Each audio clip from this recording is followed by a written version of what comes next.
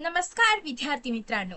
तर आपण आज पाहणार आहोत सायन्स अँड टेक्नॉलॉजीचा part second means science part 2 मधील हेरिडिटी अँड इव्होल्युशनचे 2019 पासून ते 2026 पर्यंतचे जे काही PYQ असतील ते आपण या व्हिडिओमध्ये पाहणार आहोत.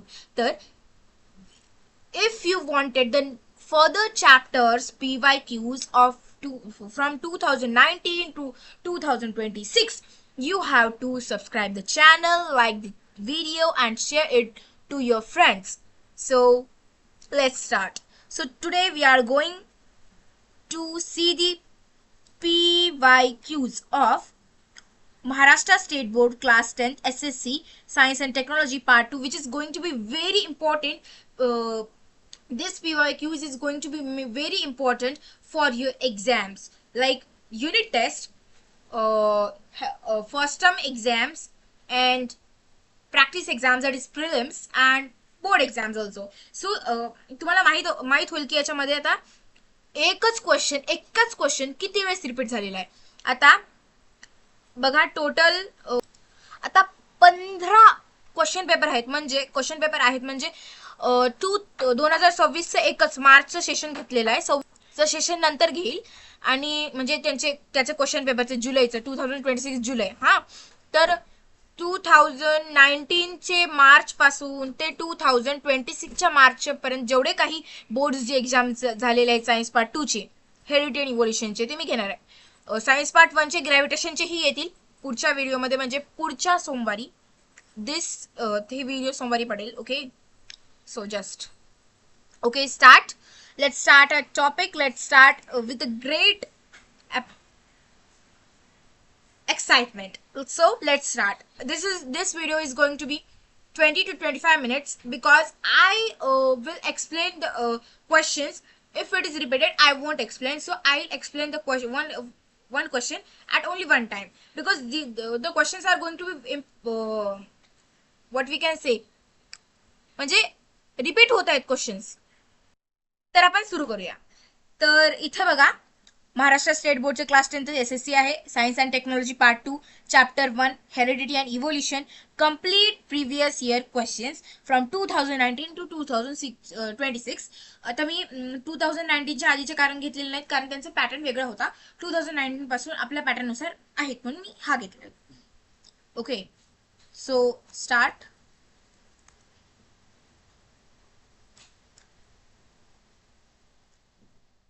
बघा, बोर्ड ऍक्टिव्हिटी शीट 2026 ची आहे.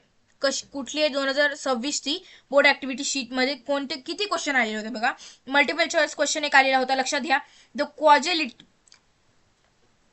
ह्या प्रश्नामध्ये काय म्हणले, जे सडन चेंजेस होतात कशामध्ये, जीन्समध्ये न्यूक्लियोटाइड बेसिस नायट्रोजन बेसिस मध्ये जे चेंजेस होतात ते कशाच्या प्रिन्सिपल होतात, जे की कुणी सिद्ध केलेलं आहे, ह्युगो दी वेरिसने जे सिद्ध केलेलं आहे. कोणतं थेरी सिद्ध केली त्यांनी? Mutational theory. म्हणजे आन्सर काय? Mutation. Okay, so let's move to the second question. That is, इथं क्वेश्चन काय बघा, शॉर्ट आन्सर क्वेश्चन आहे, 2 मार्क्सचा क्वेश्चन. काय? What is mean by carbon dating? Give one of use of this technique. आता carbon dating म्हणजे काय? आता जे फॉसिल्स असतात, जे बरीड असतात, तर ते फॉसिल्स बरीड असलेले त्यांच्यामध्ये जेव्हा आता ते रिमेनंट्स असो किंवा इम्प्रेशन्स असो, ठसे असो किंवा जे काही आपले ऑर्गॅनिझम्स असो, तर जोपर्यंत ते जिवंत असतात तेव्हा ते आपण काय खात असतो? कार्बनचं कन्झम्पशन चालू असतं. पण आपण जेव्हा वाळतो, म्हणजे आपण जेव्हा मरतो, तेव्हा आपल्या जे कार्बनचं जे कन्झम्पशन आहे ते स्टॉप होतं. आणि 2 प्रकारचे कार्बन असतात, म्हणजे इथे मेन्शन केलेले आहेत 2. C14 म्हणजे carbon 14 isotopes of carbon, that is carbon 14 and carbon 12. तर दोन्ही प्रकारचे कार्बन आपण घेतो, प्लांट्स असो किंवा ॲनिमल्स असो. ॲनिमल्स कशा प्रकारे घेतात? प्लांट्सला खाऊन घेतात. प्लांट्स काय ऑक्सिजन, आपण ऑक्सिजन घेतो आणि कार्बन डायऑक्साईड सोडतो, तर प्लांट्स काय करतात? कार्बन डायऑक्साईड घेतात आणि ऑक्सिजन सोडतात. तर आपण कार्बन डायऑक्साईड ते घेतात, त्याच्यामध्ये कार्बन 14 असतो, कार्बन 12 असतो. आता ते कार्बन आता त्याचं रेशो आपल्या ह्याच्यामध्ये बॉडीमध्ये मेंटेन असतं जोपर्यंत आपण जिवंत आहोत, परंतु आपण जेव्हा वारतो म्हणजे आपण जेव्हा मरतो त्यांचं आता कन्झम्पशन हे असतं, म्हणजे कन्झम्पशन होत नाही कार्बनचं, त्याच्यामुळे C12 कॉन्स्टंट राहतं आणि C14 डीके व्हायला सुरू झालं, डीके व्हायला सुरू होतं, डिक्रीज व्हायला सुरू होतं त्याचं. त्याच्यामुळे रेशो बिटवीन कशामधील C14 आणि C12 मधील चेंज होतं आणि त्याच्या आता C14 किती कमी झालेला आहे ॲज कम्पेअर्ड टू, म्हणजे जिवंत असतानाचं रेशो त्याचं जिवंत असतानाचं रेशो आणि मेल्यावर त्याचे रेशो, आता ते कम्पेअर करून ते कॅल्क्युलेट करून आपण त्याची एज करतो. आता ह्यालाच कार्बन डेटिंग मेथड म्हणतात. इथे बघा, carbon dating is a technique used to determine the exact age of ancient organic materials or fossils. आता सांगितलं carbon 14 C14 is a radioactive element that continuously decays after the death of organism. हे radio आहे, radiations बाहेर टाकतो, radiations बाहेर टाकतो आणि ते डीके म्हणजे कमी व्हायला सुरू होतं ऑर्गॅनिझमच्या डेथ नंतर. आता ratio of non radio C12 म्हणजे जे रेडिओ ऍक्टिव्ह नसतं C12 to radio active C14 म्हणजे C12 ची C14 ची असलेलं रेशो, याला रेशो म्हणतात, माहितीये ना. तर ते चेंज व्हायला सुरू होतं कशामध्ये, डेड ऑर्गॅनिझम्स म्हणजे डेड बॉडीमध्ये, ऑर्गॅनिझमच्या डेड बॉडीमध्ये, डेड बॉडी तेच. ओके, आणि age of fossil is calculated by measuring the remaining radio activity of C14 unit. त्यामध्ये असलेले रेडिओ ऍक्टिव्हिटी मेजर करून किती रेडिओ ऍक्टिव्हिटी C14 मध्ये आहे ते मेजर करून फॉसिल्सची एज काढली जाते.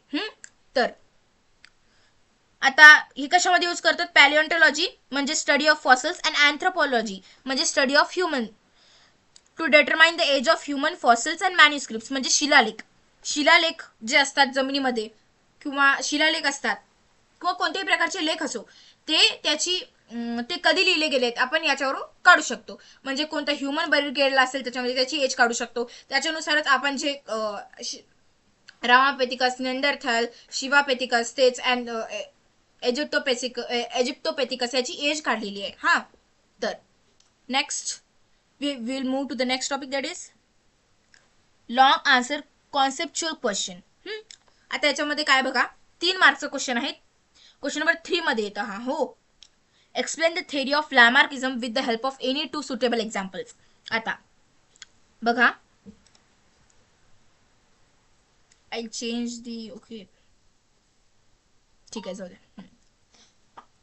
Gene Baptiste Lamarck proposed that morphological changes in living organisms are responsible for evolution over a long period of time. त्याने 2 थेरी प्रपोज केल्या. आता मी सांगेन, ओके, याला मी झूम केलेला आहे. त्याने 2 थेरी प्रपोज केल्यात. कोणते कोणते थेरी बघा. फर्स्ट आहे कोणती, यूज और डिसयूज ऑफ ऑर्गन्स, म्हणजे आपण जर एखादा ऑर्गन जर यूज करत राहिलो तर तो डेव्हलप होतो आणि जर आपण एखाद्या ऑर्गनचा यूजच केला नाही तर तो डिजनरेट होतो. त्याला यूज और डिसयूज ऑफ ऑर्गन्स म्हणतात. आणि दुसरा आहे इनहेरिटन्स ऑफ अक्वायर्ड कॅरेक्टर्स, जे आपण लाईफ टाइम मध्ये कॅरेक्टर्स जे अक्वायर केले तर त्याचे ट्रान्सफर एका पिढीकडून दुसऱ्या पिढीकडे होते असे लॅमार्कने सांगितले होते, परंतु हे चुकीचं आहे. हे नंतर म्हणजे ते हे केलेलं आहे, रिजेक्ट झाली ती थेरी नंतर. ओके, तर हा 3 मार्काच्या ह्याच्याने मी थोडंसं कमीच दिलेलं आहे. तुम्हाला तुम्ही क्वेश्चन स्टिक करून घेऊ शकता किंवा लिहून घेऊ शकता. मी इथे शॉर्ट मध्ये दिलेलं आहे कारण व्हिडिओ खूप मोठा येईल जर हे करायला गेलं तर. ओके, आता Jean Baptiste Lamarck proposed that morphological changes in living organisms are responsible for the evolution over a long period of time. Morphological changes मध्ये एक्सटर्नल चेंजेस, जे एक्सटर्नल बॉडीमध्ये चेंजेस होतात तेच यूज और डिसयूज केल्याने किंवा डिसयूज केल्याने जे चेंजेस होतात ते कशासाठी, इव्हॉल्युशनसाठी रेस्पॉन्सिबल होतात. जर चेंज होत राहिलं तर इव्हॉल्युशन होते. एका ऑर्गॅनिझम पासून दुसरा एक वेगळाच दिसायला ऑर्गॅनिझम तयार होतो. Okay, His theory states that structural changes occur due to the active use or disuse of specific organs. सांगितलेलं आता म्हणजे जर आपण यूज करत गेलो तर डेव्हलप होतं आणि डिसयूज केलं तर त्याचं ते डिजनरेट होतं. The physical changes acquired by an organism during its lifetime are transferred to the next generation. हे चुकीचं आहे, यालाच इनहेरिटन्स ऑफ अक्वायर्ड कॅरेक्टर म्हणतात, पण हे चुकीचं आहे आणि दिलेलं आहे इथं पुस्तकामध्ये दिलेलं आहे, पण लिहावं लागते. पण जेव्हा आपल्याला ऑब्जेक्शन विचारतात याचं Lamarckism state the objections to the Lamarckism, तेव्हा आपल्याला ते लिहायचं असतं. आता त्याचे एक्झाम्पल दिले. नेकची म्हणजे जिराफची नेक. आता जेव्हा आता झाडावरील त्याला जे झाडावरील खालचे लोअर लिव्स त्याने खाऊन संपवले. जेव्हा ते संपले तेव्हा ओके आता दिसेल. खाऊन ते संपले तेव्हा ते जे वरचे लिव्स होते ते खाण्यासाठी त्याने त्याची मान स्ट्रेच करायला सुरुवात केली. याच्यामुळे त्याची मान लांब झाली. Shoulders of blacksmith become very strong due to repeated continuous hammering of heavy metal. आता जे लोहार असतो त्याच्या हातात हतोडी असते, ती हतोडी मारून मारून मारून मारून त्याचे हात स्ट्रॉंग होतात. पण आता हे त्याने अक्वायर्ड केलेलं आहे कॅरेक्टर, त्याने इनहेरिटेड म्हणजे अक्वायर्ड केलेलं आहे ते कॅरेक्टर. ते आता लोहार आहे, लोहाराचा शोल्डर म्हणजे त्याचं शोल्डर स्ट्रॉंग झालेलं आहे त्याचं. आता त्यांचा जो त्याचा कोणी असेल, मुलगा असेल मुलगी असेल, जेव्हा होईल आता त्याचंही जन्मापासूनच शोल्डर स्ट्रॉंग असेल का? नाही. हे अक्वायर्ड कॅरेक्टर ट्रान्सफर होत नाही, फक्त जेनेटिकली जे कॅरेक्टर्स असतात तेच ट्रान्सफर होतात. हे आपण ऑब्जेक्शन्स आहेत याचे. Okay, so we will move to the next. एक सेकंड.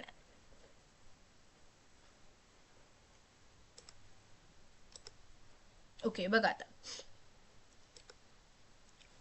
ओके सो आता बघा मार्च 26 चे क्वेश्चन्स संपले. आता किती होते बघा याच्यामध्ये क्वेश्चन्स, इथंच लिहून ठेवलेले मी, गरज नाही. 3 क्वेश्चन्स आलेले होते 6 मार्क्सचे. आता ह्या चॅप्टरचा वेटेज किती आहे बघा, 5 to 6 मार्क्स एवढंच वेटेज आहे. त्याच्यानंतर जास्तीचे क्वेश्चन्स येणारच नाहीत. किती बघा, 3 क्वेश्चन आलेले आहेत, एक 1 मार्क्सचं, एक 2 मार्क्सचं, एक 3 मार्क्सचं, म्हणजे 6 मार्काचे टोटल क्वेश्चन्स आलेले आहेत. ओके, आता आपण मार्च 2025 कडे जाऊया. जूनचा जो पेपर, जुलैचा जो पेपर आहे तो मी घेतलेला नाही, because it is not available at all. It's not available, माझ्याकडे ते अवेलेबल नाही, त्याच्यामुळे I don't have taken it. So just go on. So we just move on 2025 March question paper board activity sheet. आता याच्यामध्ये एक MCQ चा question आलेला आहे. आता बघा, any nucleotide of gene suddenly changes it's position that causes minor change which is nothing but mutation. म्हणजे jeans मधील जे न्यूक्लियोटाइड असतात त्याचं सिक्वेन्स चेंज होऊन जातं सडन, आणि त्याच्यामध्ये त्याच्यामुळे एक मायनर किंवा मेजर चेंज होतो, त्यालाच काय म्हणतात, म्युटेशन म्हणतात. हे क्वेश्चन आलेलं होतं आणि त्यालाच मॉडिफाय करून, म्हणजे हे क्वेश्चन ह्याच क्वेश्चनला मॉडिफाय करून 26 मध्ये प्रश्न विचारला. ओके, तर नेक्स्ट बघा. Study of fossils is an important aspects of study of evolution. It's true statement. Palaeontology असते. पॅलेंटॉलॉजी म्हणजे आता सांगितले फॉसिल्स असतात. स्टडी ऑफ जे फॉसिल्स भेटतात त्याच्याने आपण कार्बन डेटिंग नुसार त्याची एज कॅल्क्युलेट करू शकतो. एज कॅल्क्युलेट केल्यामुळे काय होतं, ओके, आता एज कॅल्क्युलेट केल्यामुळे काय होतं, आपल्याला त्याचे ज्या काळात तो जिवंत होतात, कोणताही रिमेनंट असू दे, त्याचे आपल्याला कॅरेक्टरिस्टिक जाणून घेता येतात. त्याच्यामुळे एक महत्वाचं आहे. ओके, तुम्हाला ट्रू फॉल्स विचारलं आहे, परंतु याच्यावर गिव्ह रिझन सुद्धा येऊ शकतात. Give reason, okay, give reason येऊ शकतात. तर गिव्ह रिझन्स तुम्हाला या चॅप्टरची गिव्ह रिझन्स हेही भेटून जातील. मी या चॅप्टरमध्ये म्हणजे पार्ट 1 चे जे 2026 साठी मी पार्ट 1 चे इम्पॉर्टंट गिव्ह रिझन्स पोस्ट केलेले आहेत या धड्यावर, तुम्ही बघू शकता तेही. पण आता पार्ट 2 चेही करेन. ओके, चला मग. move on next. That is define heredity. Explain its mechanism of hereditary changes. Okay, आता हे important आहे, very important, very very important, because this is chapter नावातच आहे हेरिडिटी, म्हणून आपल्याला हेरिडिटी शिवाय एक हेरिडिटी सोबत एक प्रश्न येणार कंपल्सरी आहे. ओके, आता heredity is a transfer of biological character from one generation to another generation via genes. Biological characters असतात जे जेनेटिकली जेनेटिक्समध्ये आपल्या जीनमध्ये जे कॅरेक्टर्स असतात, जे जीनमध्ये आपले कॅरेक्टर्स असतात, फेस विषयी, आपल्या स्किन टोन विषयी, आपल्या केसाच्या रंगाविषयी, आपल्या हाईट विषयी, आपल्या बोलण्याविषयी, आपले सर्व जे कॅरेक्टर्स असतात, जेही आपले कॅरेक्टर्स असतात, ते कॅरेक्टर्स एका पिढीकडून दुसऱ्या पिढीकडे कशाच्या मदतीने, जीनच्या मदतीने ट्रान्सफर करणे म्हणजेच हेरिडिटी होय.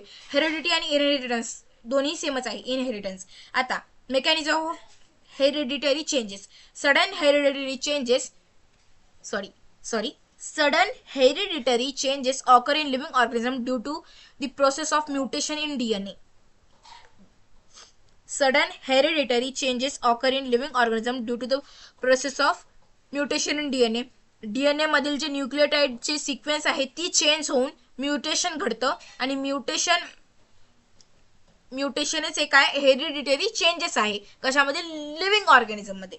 आता म्युटेशनमुळेच काय होतं, इव्होल्युशन होतं. जर आता आपण म्युटेशनमुळेच तयार झालेलो win. Okay, any change in position of nucleotide gene altars the genetic message. म्हणजे आता न्यूक्लियोटाइडच्या पोझिशन मध्ये काय चेंज झालं तर जीन मध्ये चेंज होतं. जीन मध्ये चेंज झाले की जेनेटिक कॅरेक्टर्स चेंज होतात. ओके, हेच आहे. आता recombination of gene takes place during the process of meiosis during the gamete formation. पुढच्या चॅप्टरमध्ये मिओसिस, मायटोसिस सर्व आहे. आता मिओसिस म्हणजे काय, जे आपले स्पर्म्स अँड एग हे फॉर्म होतात. कशाच्या मदतीने, मिओसिसच्या मदतीने फॉर्म होतात. त्याच्यामध्ये sperm and egg, these are two haploid cells, then when they fuse together to form a diploid zygote. Okay, तर त्याच्यामध्ये रिकॉम्बिनेशन होऊन आता 23 क्रोमोझोम्स इकडे असतात, 23 क्रोमोझोम्स इकडे असतात, त्यांच्यामधील एक एक क्रोमोझोम घेतला आणि त्याचे रिकॉम्बिनेशन होतं, म्हणजे ह्याचं जीन त्याला, त्याचं जीन याला होतं. ओके, त्याच्यामुळे काय होतं, रिकॉम्बिनेशनमुळे आपले जीन्स एक्सचेंज होतात. आता कोणाकोणामध्ये काय होतं, तर तेच कॅरेक्टर डायरेक्टली ट्रान्सफर केले जातात, त्याचं काही रिकॉम्बिनेशन होत नाही. म्हणजे एका ते वडिलांचं नाक, म्हणजे मुलाचं नाक पूर्ण वडिलांसारखं असतं असं. Changes during protein synthesis, transcription, translation, translocation. आता याच्यावर बहुतेक तर प्रश्न तयार झालेला आहे, म्हणजे 2-3 मार्काचा बहुतेक मला वाटतं.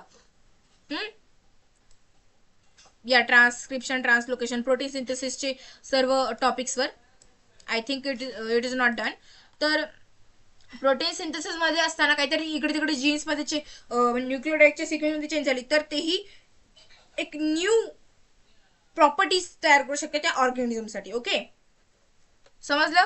तुम्ही स्क्रीनशॉट काढून घेऊ शकता किंवा I will upload this, means description मध्ये टाकेन, डिस्क्रिप्शन मध्ये अपलोड करेन if 100 likes will be on this video. Okay, so next we'll go to the next.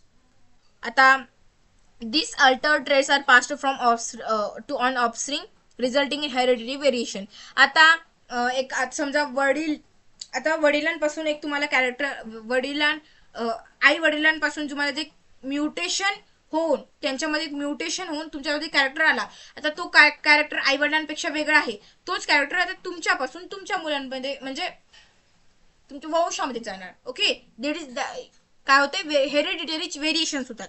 व्हेरिएशनचा अभ्यास आपण केलेला आहे कशामध्ये, 9th क्लासमध्ये. ओके, आता याच्यामध्ये 2025 मध्ये मार्च मध्ये किती क्वेश्चन विचारले होते, 3 क्वेश्चन विचारले होते 5 मार्कासाठी. म्हणलं ना 5 ते 6 मार्कासाठी असतात क्वेश्चन्स. ओके, हा चॅप्टर वन ऑफ द काय म्हणतात त्याला, म्हणजे आता 10% पेपर तुमचा ह्या चॅप्टरवर डिपेंड असतो. आता 60 म्हणलं तर 60 मार्काचा पेपर असतो, मीन्स मार्क्स विथ ऑप्शन्सला धरून, आणि 40 मार्क्सचा पेपर असतो ऑप्शन्सला सोडून, म्हणजे 2 पैकी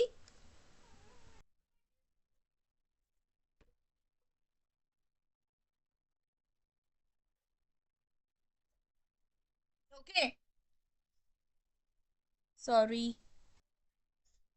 So here, so we'll move to the next, that is 2025 चे जुलै 2025 मधील क्वेश्चन्स आहे. Activity sheet. Evolution is a gradual change occurring in a living organism over a long period of time, that is duration. तो हे true आहे. Okay, true आहे हा sentence, कारण evolution लगेचच होत नव्हतं, ते ग्रॅज्युअली स्लोली होत असतं लिव्हिंग ऑर्गॅनिझम्समध्ये. लॉंग ड्युरेशन म्हणजे एक 5-6 वर्ष नाही, 500 वर्ष नाही, 5000 वर्ष नाही, 5 लाख, 5 म्हणजे लाखो करोडो वर्षामध्ये हे इव्होल्युशन होतं. आता बघा, आन्सर द फॉलोइंग क्वेश्चन्स. आता हे डायग्राम आहे. हे काय आहे? डकबिल्ड प्लॅटिपस. आणि हा काय? लंगफिश आहे. ओके, इथे बघा, observe the figure given in the animals, sorry given animals. काय? डकबिल्ड प्लॅटिपस आणि लंगफिश. ओके, मी आता वर करणार आहे. आता इथे दिलेलं आहे, मी लिहून ठेवलेलं आहे, म्हणजे ते परीक्षेमध्ये दिलेलं नाही हे एवढं. ओके, तर identify the animals show in the given above figure. काय? Duckbilled platypus and lungfish. आणि evidence of evolution shown by these animals is connecting link. Connecting link, आता क्वेश्चन होता नाही तर state the type of evidence of the evidence of evolution related to the above animals. Connecting link आहे. आता इथं further मी दिलेलं आहे. Okay, हे फर्दर इन्फॉर्मेशन म्हणजे फर्दर म्हणजे काय? Extra information here. आता बघा, प्लॅटिपस काय करतो? प्लॅटिपस duck-billed platypus is a connecting link between the reptiles and mammals. reptiles and mammals. reptiles काय करतात? अंडी देतात. आणि mammals काय करतात? पिलांना जन्म देतात. that is, they have a mammary glands and hairs on a body, and reptiles give lay to the eggs. reptiles lays eggs. reptiles lay eggs. आणि त्याची या दोन्ही मधील कनेक्टिंग लिंक कोण शो करतं? प्लॅटिपस शो करतं. आणि याच्यामध्ये दोन्ही कॅरेक्टर्स आहेत. लंगफिश आहे, fish that performs respiration using the lungs, and amphibians. Okay, amphibians आणि फिश मधील काय आहे? कनेक्टिंग लिंक कोण आहे? लंगफिश आहे. This intermediate organism indicate that mammals have evolved from reptiles and amphibians from fish. म्हणजे कनेक्टिंग लिंक्स म्हणजे काय? आता काय? रेप्टाइल्स म्हणजे जे मॅमल्स आहेत ते रेप्टाइल्स पासून इव्हॉल्व झालेले आहेत. म्हणजे रेप्टाइल्स होते, म्हणजे आता रेप्टाइल्समध्ये इव्होल्युशन होत गेलं आणि त्याच्यानंतर त्याच्यामुळे काय तयार झाले? मॅमल्स तयार झाले. आता त्यांच्या दोघांमधील एक इंटरमिडिएट स्टेप आहे, इंटरमिडिएट स्टेज आहे, म्हणजे ती मधलं स्टेज, ती स्टेज म्हणजे कोणता? डक-बिल्ड प्लॅटिपस असा. म्हणजे इथे रेप्टाइल्स आहे आणि इथे मॅमल्स आहेत, आणि त्याच्यामध्ये चेंज होत होत होत होत होत होत गेले, आणि ते काय झालं? मॅमल्स तयार झाली. आता ते एवढं तयार होत असताना ते कोणतरी एक स्टेज दाखवले, तिथलं हा एक डक-बिल्ड प्लॅटिपस आहे. ओके, आणि फिश कशापासून? ॲम्फिबियन्स फिश पासून तयार झालेले आहेत. Okay, so let's start next. Answer the following questions. Define vestigial organs. बघा इथं आता, degenerated or underdeveloped useless organs of organism are called vestigial organs. जे डिजनरेट होऊन गेले बिकॉज ड्यू टू द आपण त्याचा यूजच झाला नाही, त्याचा डिसयूज केला आपण, त्याच्यामुळे ते डिजनरेट झाले. आणि जे डेव्हलप झाले नाहीत पूर्ण, म्हणजे ते अजून येणार आपल्याला, त्याचं यूजच कळालं नाही आपल्याला. म्हणजे आता ते त्याचे इव्हॉल्युशन होत आहे. आता पुढच्या कोणत्या तरी काळामध्ये आपल्याला ते युजफुल ठरणार. ते अंडर डेव्हलप्ड म्हणजे त्याचं पूर्णपणे डेव्हलपमेंट झालेलं नाही, आणि त्या युजलेस आहेत ऑर्गन्स. कशासाठी? ऑर्गॅनिझमसाठी. Are called vestigial organs. हा, तर vestigial organs in humans, appendix and wisdom teeth, हे दोनच एक्झाम्पल दिले. अजून एक आहे कॉकटेल बोन. हां, अजून काय बघा? Ear muscles, ear pinna muscles. Okay, आणि function in other organism. Appendix functional in ruminants for digestion, and ear muscles function in animals for moving ears. आता अपेंडिक्स म्हणजे फंक्शनल आहे कोणत्या? रुमिनंट्समध्ये जे चारा खातात. कशासाठी? डायजेशनसाठी. आता ते कशासाठी? चारा खाणारे, चारामध्ये काय असतं? एक प्रकारचं कार्बोहायड्रेट सेल्युलस असतं, आणि त्या सेल्युलसच्या डायजेशनसाठी अपेंडिक्स इज नेसेसरी. ते काहीतरी केमिकल सिक्रेट करतात, त्याच्यामुळे ते सेल्युलोजचं डायजेशन होतं.